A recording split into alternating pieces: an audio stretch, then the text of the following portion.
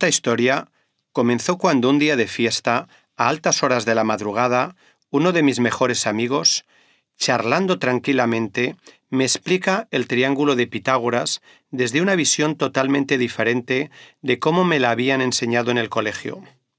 La verdad es que no recuerdo cómo comenzó la conversación, ni por qué apareció Pitágoras en ella.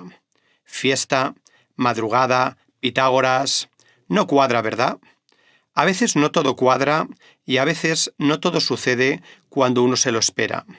Si no fuese así, la vida sería demasiado monótona. No todas las fiestas deben acabar igual. Gracias a que no todas acaban igual, sabemos valorarlas en su justa medida. Recuerdo perfectamente que era una reflexión sobre los pitagóricos y la importancia que le daban a la educación para conseguir la moderación o el dominio de uno mismo, imitando el orden y la armonía del universo. Yo solo había oído hablar del teorema de Pitágoras, y para nada de la importancia de la educación y la moderación en aquella época. Resulta que Pitágoras era un filósofo, y el líder de un grupo, los pitagóricos. No un grupo cualquiera, un grupo secreto, una pandilla. ¿Y qué hacen las pandillas? Pues vivir aventuras. A esas horas de la madrugada me imaginaba viviendo en aquella época, siendo un pitagórico e intentando entender su visión de las cosas, sus aventuras de conocimiento. No todas las aventuras tienen que ser... Los pitagóricos utilizaban el triángulo para reflejar y definir a través del trivium y el quadrivium los conocimientos y artes necesarias para mantener la armonía en el mundo que conocían y, sobre todo, para encontrar la ansiada piedra filosofal que muchos pensaban y creían lo convertiría todo en oro como símbolo de poder. Pero que, estoy seguro, todos ellos tenían claro que no era más que la búsqueda de la felicidad. Dicen que Pitágoras, sobre el 500 a.C., enseñó por primera vez en una comunidad donde todos eran iguales, hombres y mujeres, material y moral, humana y espiritualmente. El trivium se refleja en el cateto pequeño del famoso triángulo rectángulo de Pitágoras. Es una palabra proveniente del latín y significa las tres vías. El trivium se estructuraba sobre los valores cardinales de verdad, belleza y bondad. Utilizaban esta palabra para referirse al conjunto de tres artes relativas a la elocuencia, por lo tanto, a la capacidad de expresarse en público de forma fluida, elegante y persuasiva. Estas tres artes eran la gramática, que se ocupa de la buena estructura del lenguaje, la retórica, que se ocupa del uso elegante del lenguaje para expresar la verdad, la lógica, que se emplea para descubrir la verdad. El quadrivium es el otro cateto del triángulo. Significa los cuatro caminos y surge del más venerado de todos los temas conocidos hasta el momento, el número. El quadrivium engloba las siguientes ciencias: aritmética, focalizada en los números; geometría, el número en el espacio; armonía, el número en el tiempo; astronomía, el ámbito donde se relacionan los números en el espacio y en el tiempo; y para terminar, la hipotenusa, donde se sitúan los cinco sentidos: la vista, el olfato, el gusto, el oído y el tacto, a partir de los cuales el ser humano interacciona con el universo. Tres artes, cuatro ciencias y cinco sentidos. Por tanto, con esta figura geométrica, un triángulo rectángulo, se expresaban los saberes necesarios para las personas, inspirándose en el universo. Alucinante la sencillez con la que estos pitagóricos entendían el concepto de totalidad y con él el concepto del mundo que nos rodea. Fiesta, madrugada, un buen amigo y yo, como tonto, alucinando con los pitagóricos. Todo surgía del universo, y me sorprendía ver cómo 500 años antes de Cristo tenían tal clarividencia para definir lo que hoy es la base de los conocimientos actuales. A esto se le llama no pasar de moda. Sostenibilidad. Yo no hacía más que decirle a mi amigo: la visión que tenemos nosotros del universo hoy es muy diferente a la suya. Nosotros nos complicamos más la vida, porque sabemos más cosas, tenemos más conocimiento y teléfonos, ordenadores, móviles, internet. Pero a la vez que le comentaba esto a mi amigo, mi cabeza no lo veía claro. No entendía la necesidad de tanta complejidad. Sí, al fin y al cabo, todo es más sencillo de lo que parece. Al día siguiente, amaneció demasiado pronto. Y me levanté demasiado pronto, mucho antes de lo que me hubiese gustado después de una noche de fiesta. Pitágoras seguía en mi cabeza. No podía dejar de pensar en él y en sus historias. Y eso que lo intentaba. Decidí no intentarlo más y me uní a él. Comencé a investigar para entender cuál había sido el origen del universo y, por lo tanto, el tuyo y también el mío. Aquí continúa la historia. Leí dos textos que me hicieron pensar y reflexionar. El primero era de un tal J. W. von Goethe, que decía: el que quiera conocer y describir algo viviente, que empiece a destrozarlo, y así tendrá las partes en su mano, pero entonces, por desgracia, le faltarán los lazos del espíritu. El segundo texto era de Pierre Teilhard de Chardin, y decía algo como: ha llegado el momento de comprender que cualquier interpretación del universo no solo debe considerar la parte exterior, sino también la interior de todas las cosas, es decir, el espíritu en la misma medida que la materia. La física verdadera es la que un día conseguirá integrar al ser humano en su totalidad en una representación coherente del universo. Entendí que el universo es la totalidad del espacio y del tiempo, de todas las formas de la materia, energía e impulso, así como de las diferentes leyes y constantes físicas que lo gobiernan. Este universo tiene un origen, que asumimos como Big Bang. Digo que asumimos porque estoy seguro de que nos queda mucho por saber y comprender. Conocemos el Big Bang como la expansión o explosión del universo. En un primer momento, estaba en un estado de muy alta densidad, concentrado en un espacio muy, muy pequeño, y se expandió.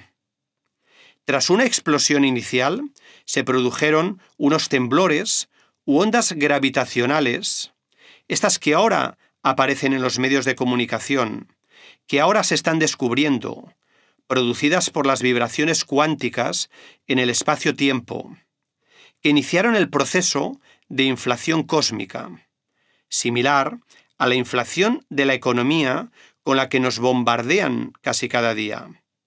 Es decir, la expansión ultrarrápida del universo en los instantes iniciales. Fue como si en ese momento algo comenzase a vivir, como si algo naciese. Antes de ellos, solo había intención. En ese momento comenzó la vida.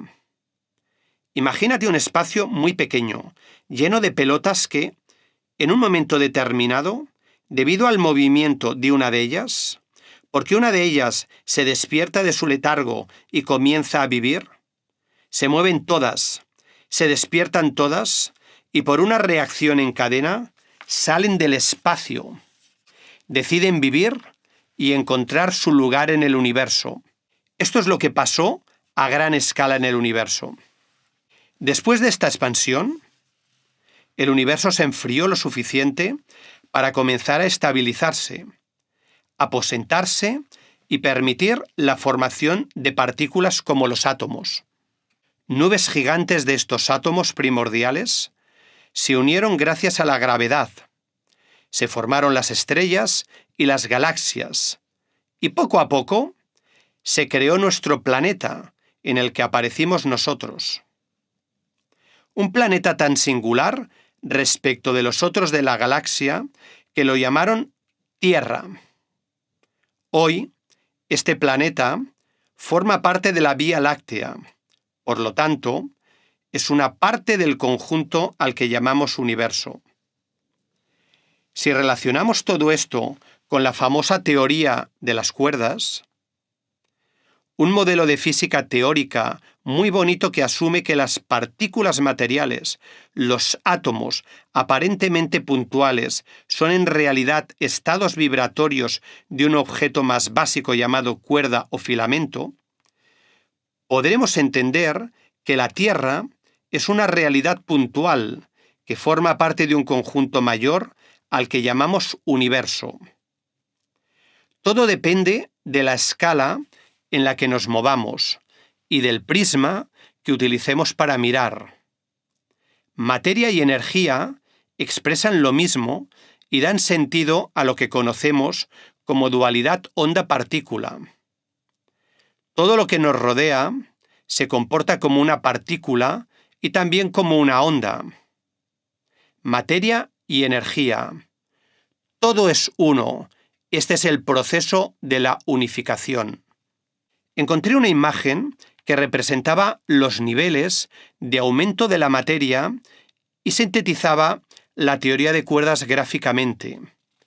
En este documento se veía la materia, la estructura molecular, los átomos, los electrones, quarks y las cuerdas, la vibración. En ese momento me detuve a pensar, reflexioné y entendí que para que se pueda formar algo coherente, se necesita una fuerza conductora, una armonía, y es la coherencia armónica la que compone los átomos que conforman los elementos químicos y materiales, es decir, nuestro planeta. Esta armonía es algo que nos cuesta percibir con nuestros 5 sentidos. ¿La percibimos? Sí, pero somos incapaces de interpretarla correctamente. Bueno, unos más que otros.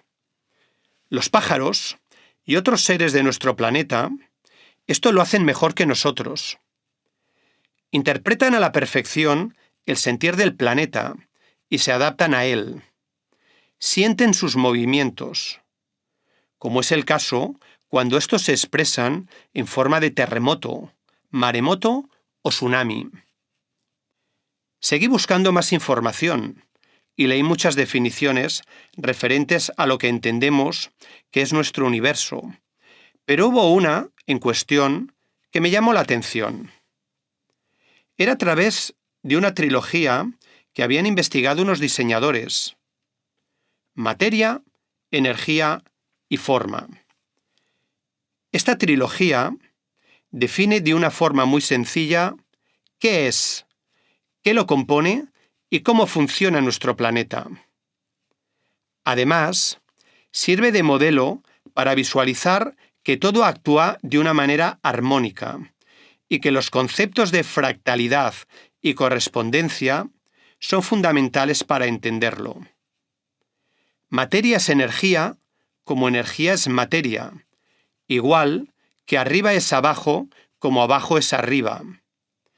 En el mundo de las ideas de Platón, el mundo terrenal es reflejo del mundo espiritual. ¿Qué recuerdos? Cuando estudiaba filosofía en el instituto, unos días me sentía platónico, otros aristotélico, y así durante todo un año. Y pensaba que la filosofía no era importante. En la descripción del trigrama se considera la energía, la forma y la materia como elementos primarios y básicos que constituyen la realidad. Y aparece un cuarto concepto, la información, como el elemento constructor de esta realidad. Es el elemento armonizador. Podríamos decir que la información es la ciencia de la formación y el encadenamiento de la sucesión de estados por los que pasa la materia, la energía y la forma. La energía es una magnitud física y estamos acostumbrados a convivir con sus manifestaciones, como la luz, el calor, las reacciones químicas, etc. La energía es materia dinámica.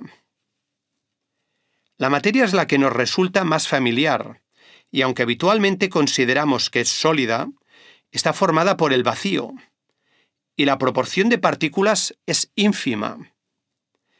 Está sujeta a los cambios en el tiempo.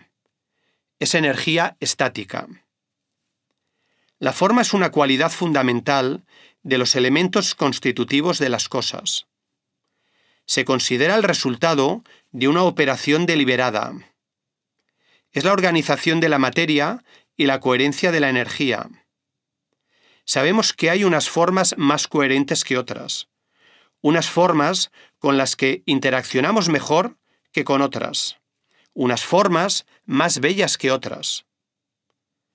La información es la armonía entre materia, energía y forma.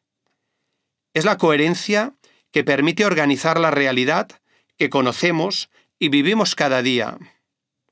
Se encuentra en un plano superior a los elementos materia, energía y forma. Un nivel de realidad que no precisa ningún soporte material, ni para existir, ni para transmitir, que debemos aprender a percibir, porque nos estamos olvidando. Y esto representa un gran valor para entender nuestro contexto. Esta armonía coherente es información codificada que puede ser interpretada por el receptor, por cualquiera de nosotros. La verdad es que me costó mucho asimilar tantos conceptos, tantas nuevas ideas dando vueltas por mi cabeza, pero cuanto más leía, más me emocionaba. De hecho, aún me cuesta asimilar estos conceptos. A vosotros, seguramente que también, ¿verdad? Con esta curiosidad, cambié de escala. Pasé del universo que me había sobrepasado y fue indagando sobre un contexto concreto, el de las personas. Su origen es conocido por la gran mayoría, ya que nos lo han explicado en las clases de biología o ciencias.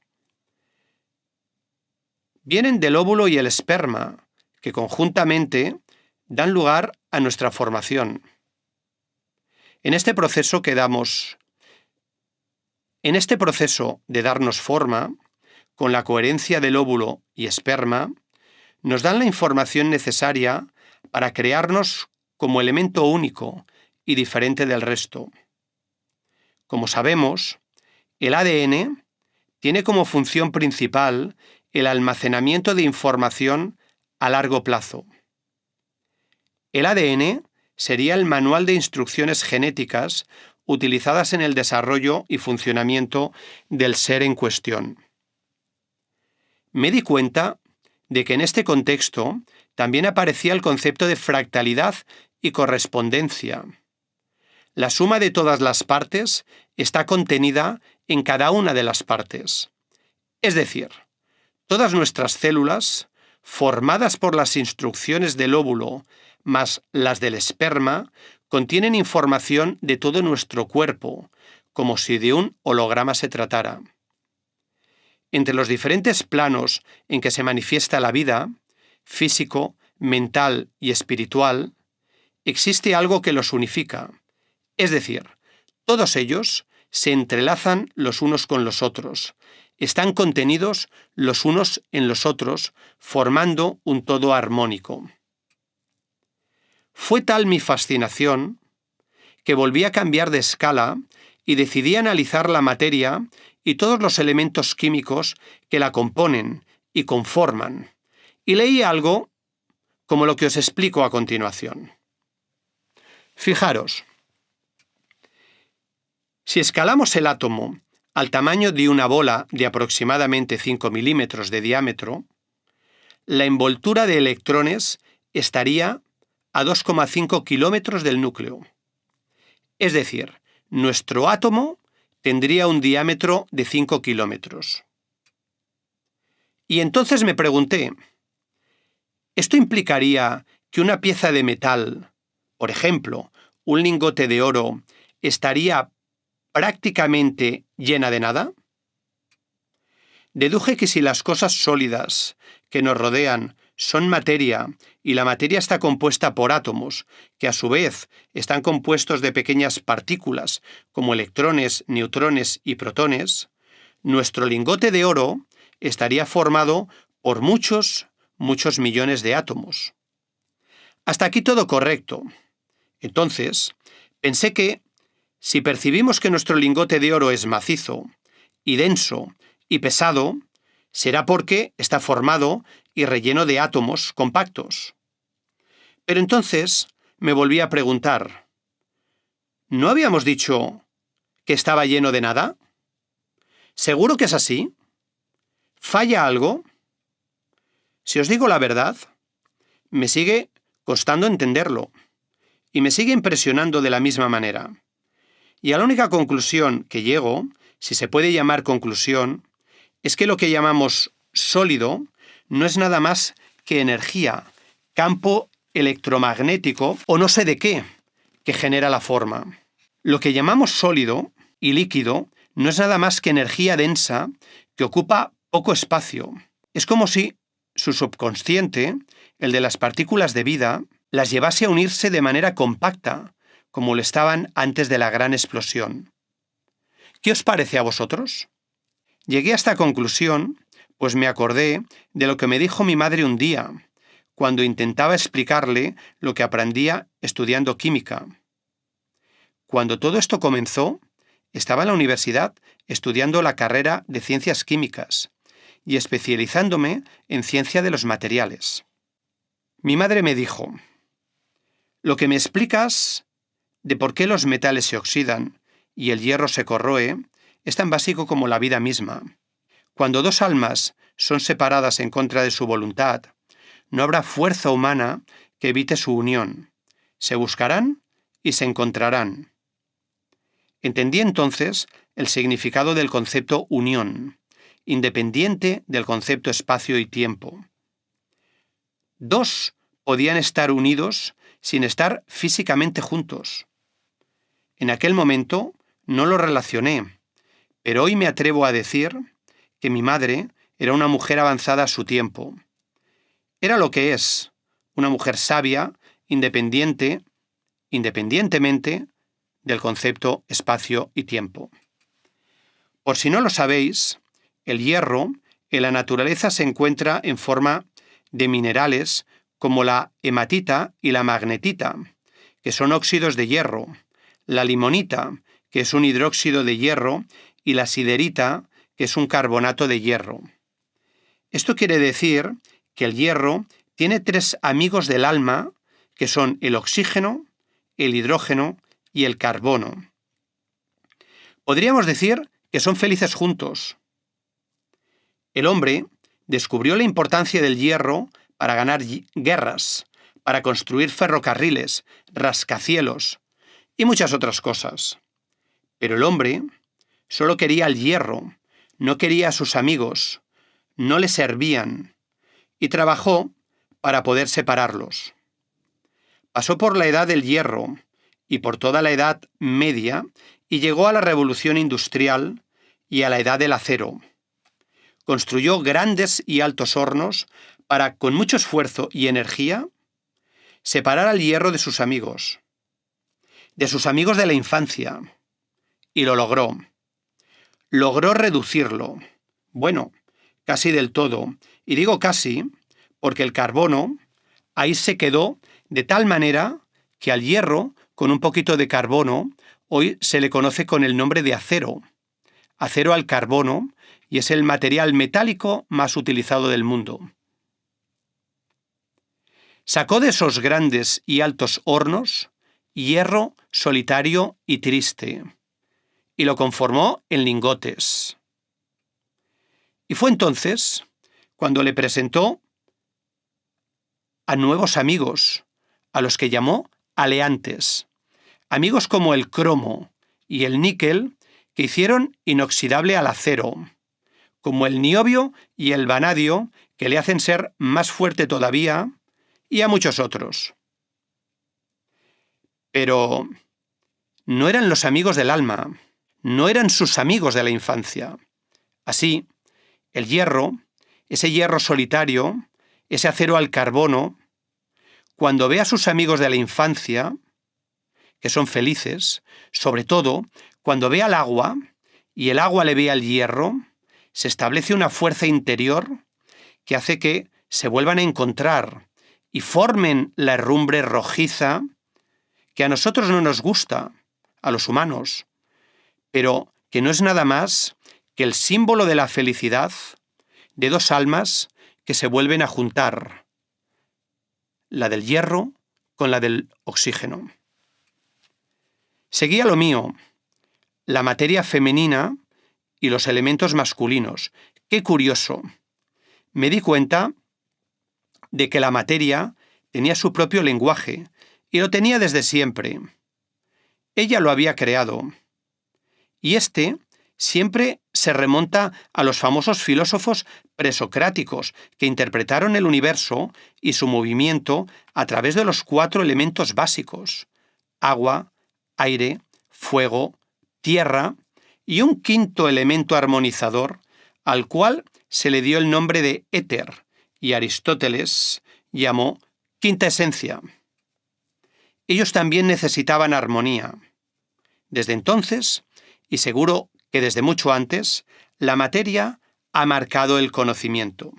Interesante decir que parece ser que los resultados obtenidos en el acelerador de hadrones de Ginebra han constatado la existencia del bosón de Gibbs, comúnmente conocido como la partícula de Dios, aquel éter que predefinió Platón y se convirtió en la sustancia primordial armonizadora de Aristóteles, es hoy el campo de Higgs, la quinta esencia que dota de movimiento, comunicando a todas sus partes, comunicando todo lo que le rodea, y que además es capaz tanto de formar como de descomponer cualquier sustancia natural.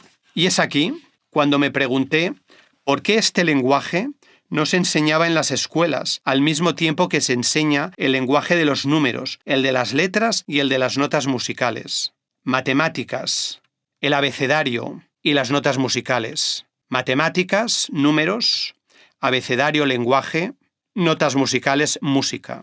El lenguaje de los elementos químicos nos permitiría interpretar nuestro mundo de otra manera, y sin profundizar tanto, nos permitiría entender el proceso de reciclaje, nos permitiría enseñar a nuestros pequeños el significado de tirar las botellas de plástico a un determinado contenedor y las de vidrio a otro.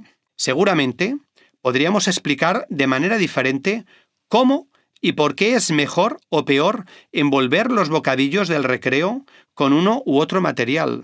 Seguro que sabiendo estas cosas, cuando llegue el momento de explicar temas como el de las valencias y la formulación química, los moles y demás, todo será más fácil. Y lo que es más importante, seguro que daremos una herramienta más para interpretar el mundo con un poquito más de criterio. Fue gracias a esta idea que decidí aprender más para poder enseñar y transmitir materia, energía y forma. Decidí continuar siendo un aprendiz para llegar algún día a ser un maestro, confiando que durante el proceso, en el camino, seguro entendería que reside la belleza y la felicidad. Gracias por escuchar este primer podcast. Gracias a todos y a todas.